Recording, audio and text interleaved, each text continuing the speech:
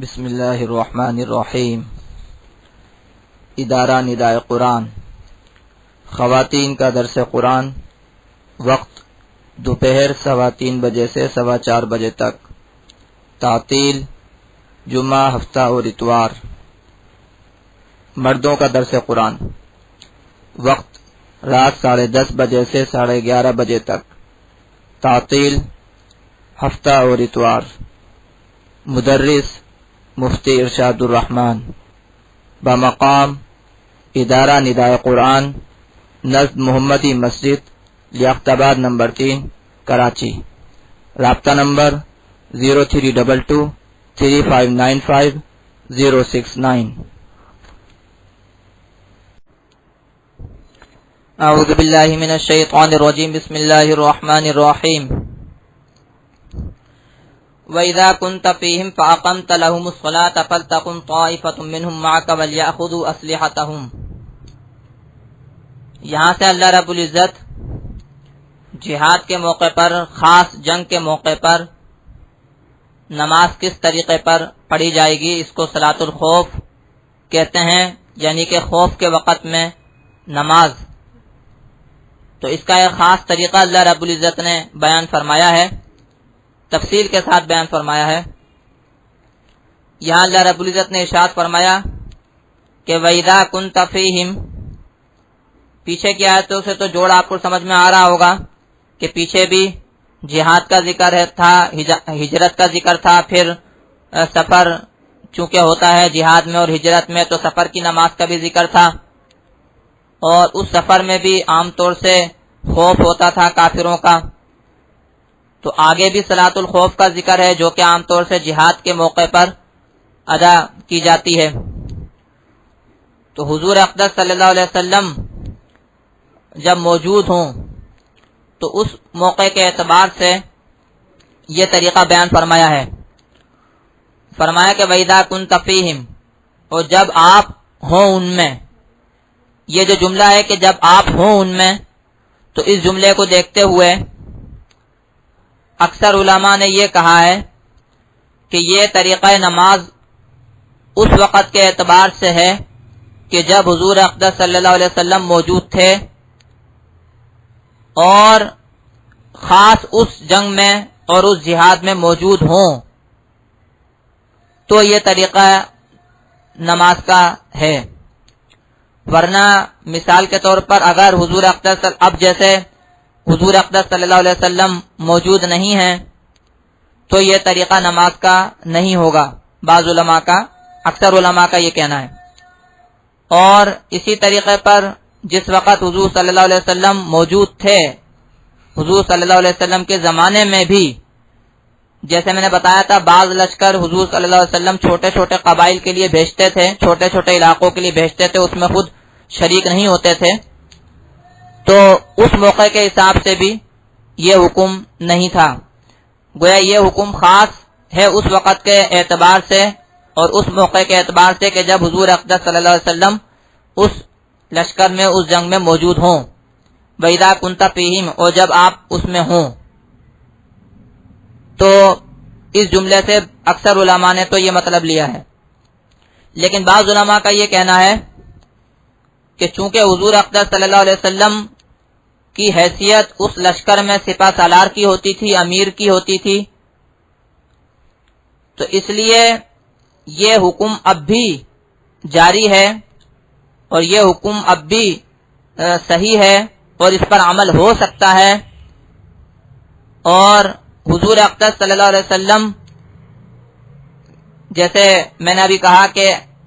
اس موقع پر امیر اور سپہ سالار کی حیثیت ہوتی تھی، تو اب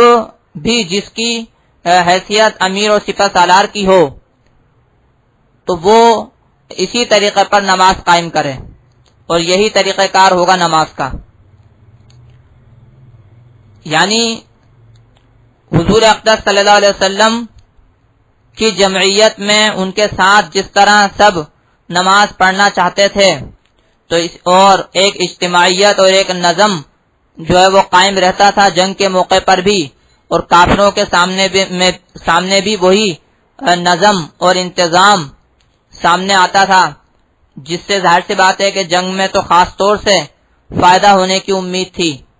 کہ کافروں کے اوپر روک پڑے کہ ان میں کتنا نظم و ضبط اور کتنی اجتماعیت ہے۔ آگے یہ جو نماز کا طریقہ آئے گا اس سے آپ کو اندازہ ہوگا۔ تو اسی طریقے پر بعض علماء نے کہا کہ حضور صلی اللہ علیہ وسلم کے زمانے کے بعد بھی جو امیر و سپہ سالار ہو تو وہ اسی طریقے پر نماز کو قائم کرے تاکہ وہی مقصد حاصل ہو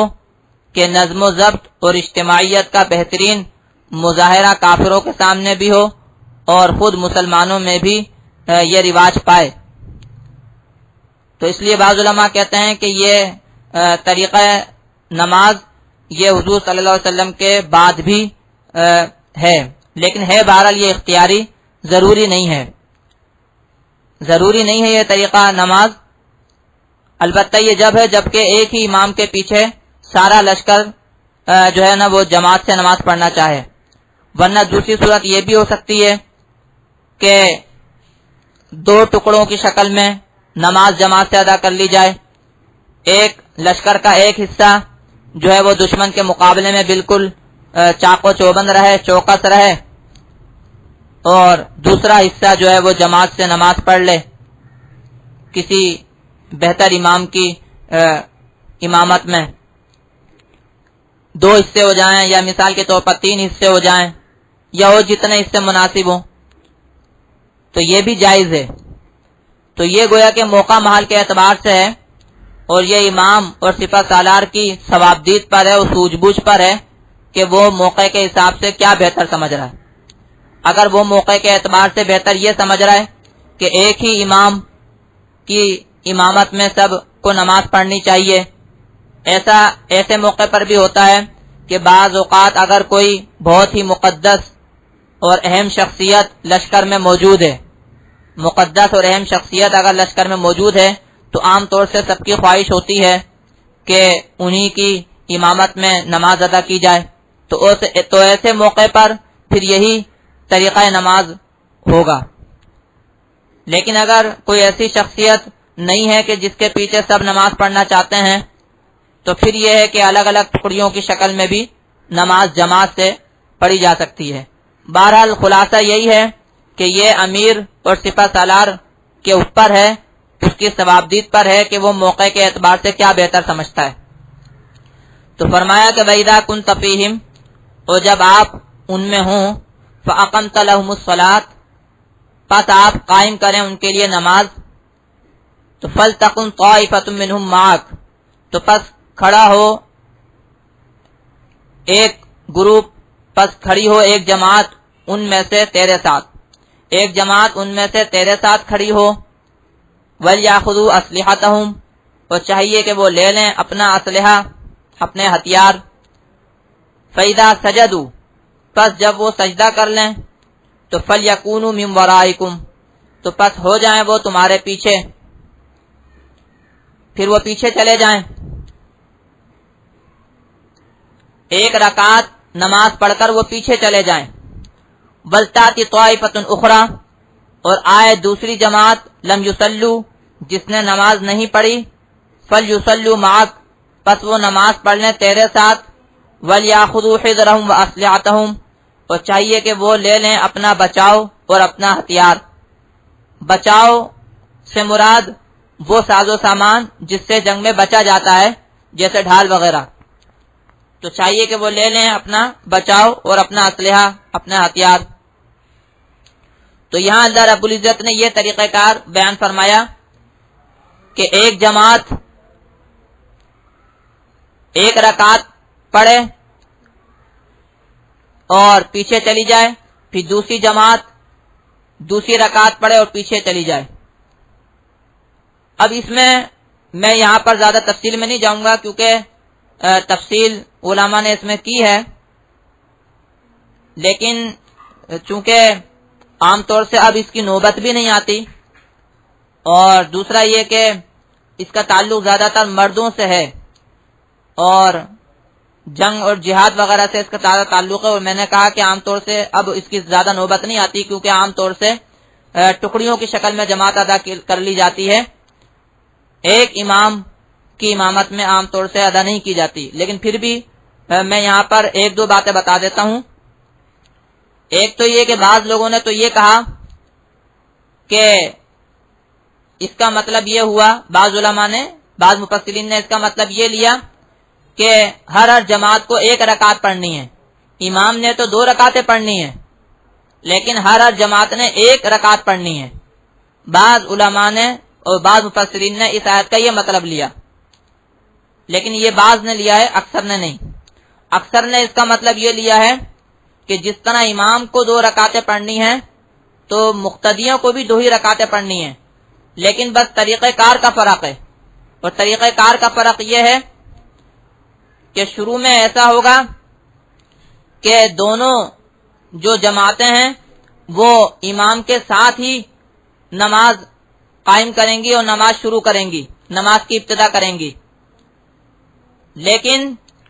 جو ایک جماعت ہے امام کے قریب تو وہ امام کے ساتھ باقاعدہ رکوع سجدہ وغیرہ کرے گی، اور دوسری والی جو جماعت ہے وہ نہیں کرے گی، وہ ایسے ہی کھڑی رہے گی، دشمن کے مقابلے میں چوکس رہے گی، ہوگی وہ بھی نماز میں لیکن وہ رکوع سجدہ نہیں کرے گی۔ وہ جماعت جو جماعت امام کے ساتھ ہے، امام کے قریب ہے، وہ رکوع سجدہ وغیرہ کرے گی، لیکن جو دوسری جماعت ہے پیچھے وہ چوکس رہے گی اور رکوع سجدہ وغیرہ نہیں کرے گی، باوجود یہ کہ وہ بھی نماز میں ہوگی۔ پھر یہ جو پہلی جماعت ہے جب 1 رکعت کا سجدہ ہو جائے، دونوں سجدے ہو جائیں، تو جو پہلی جماعت ہے یہ دوسری جماعت کی جگہ چلی جائے گی، اور دوسری جماعت جو ہے وہ پہلی جماعت کی جگہ آ جائے گی، اور اب جو دوسری رکعت ہوگی تو وہ اس طریقے پر ہوگی کہ وہ جو پہلی جماعت والی ہے وہ چوکس کھڑی رہے گی، اور وہ جو دوسری جماعت ہے جو اب امام کے پاس آ گئی ہے، امام کے نزدیک آ گئی ہے،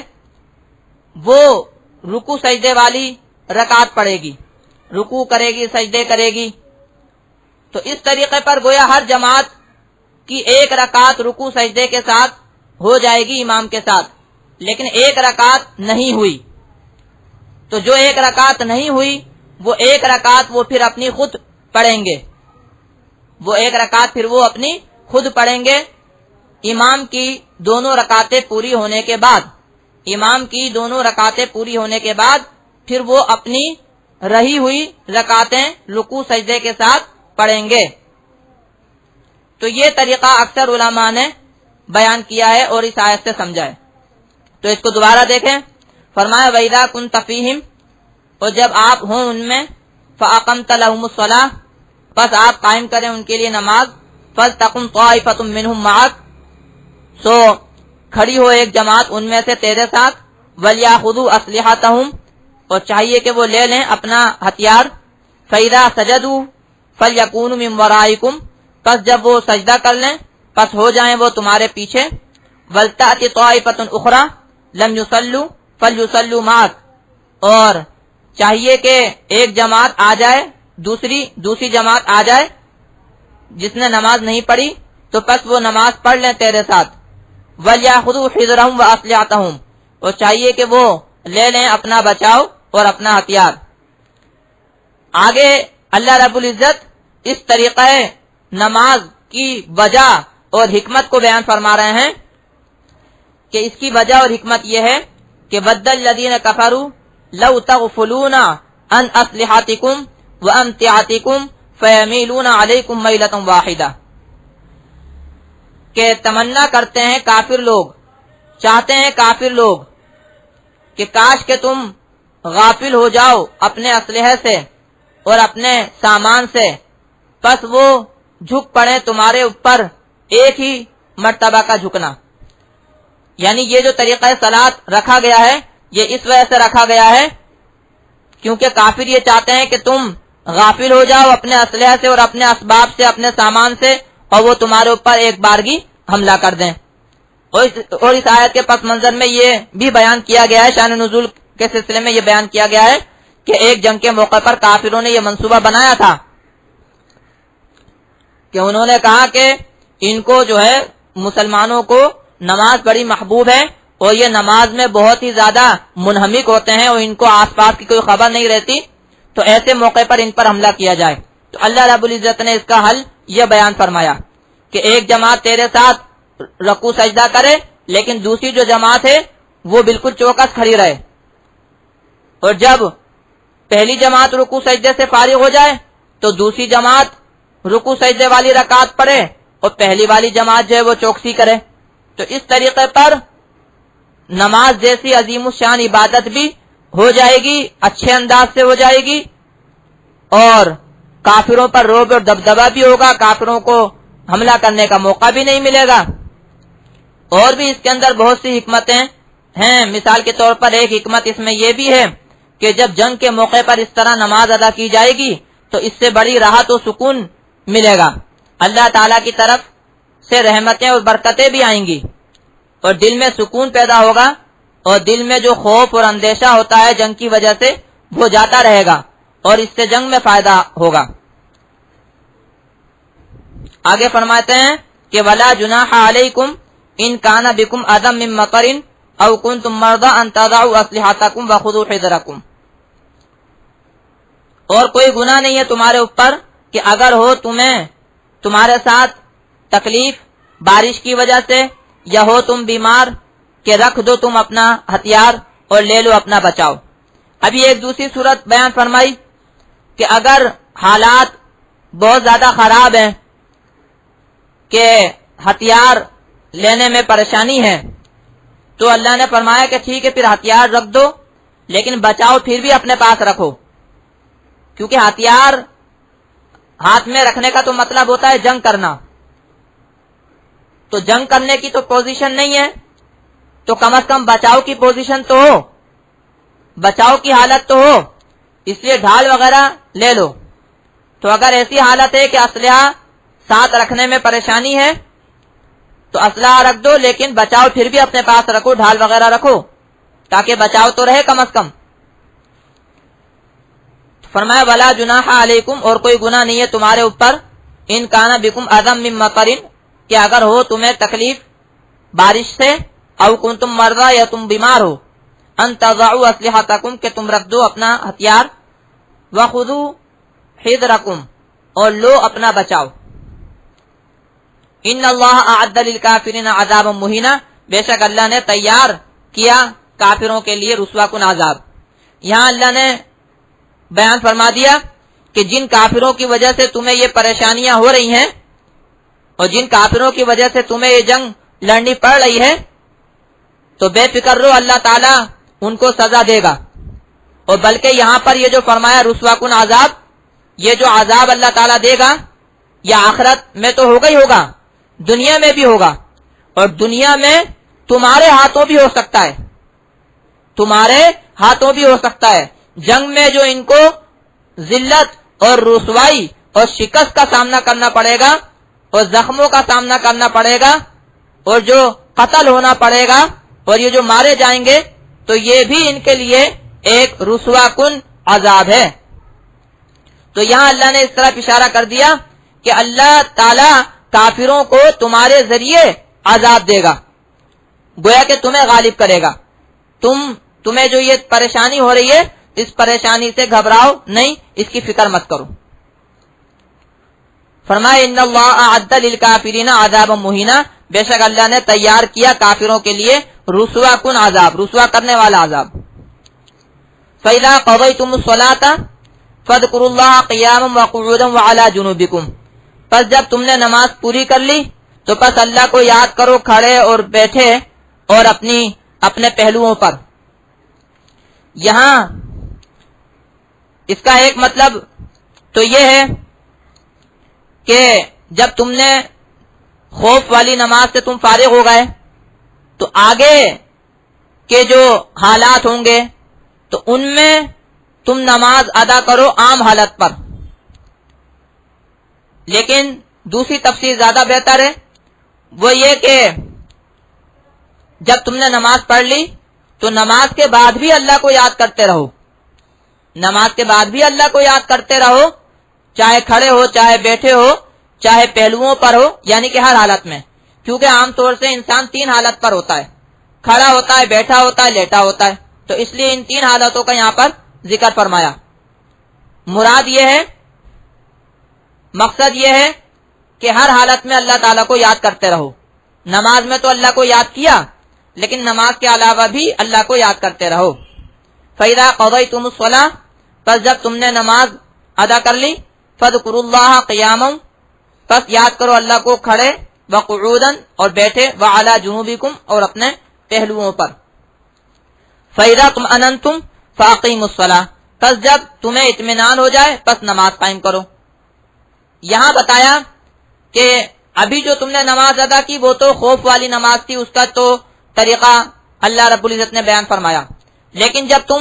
حالت اطمینان میں ہو، چین کی حالت میں ہو، امن کی حالت میں ہو، تو پس نماز قائم کرو. اور کیسے قائم کرو؟ وہی جس طرح بیان کیا گیا ہے، اور جس کی ایک تفسیر یہاں پر بھی بیان فرمائی کہ ان الصلاۃ کانت علی المؤمنین کتابا موقوتا، بے شک نماز ہے ایمان والوں پر لکھی گئی وقت مقررہ پر. عام حالات میں، حالت جنگ میں بھی نماز وقت پر ادا کرنی چاہیے. اس کا البتہ طریقہ کار مختلف ہے، وہ اللہ نے بیان فرما دیا. اور جب چین اور امن کی حالت ہو تو بھی نماز وقت پر پڑھنی چاہیے. اللہ تعالیٰ نے وقت کے حساب سے مقرر فرمایا ہے، اور وقت کی ابھی کچھ تفصیل جیسے میں نے ذکر کی تھی، تو میں اس کو انشاءاللہ تعالیٰ تفصیل کے ساتھ ذکر کروں.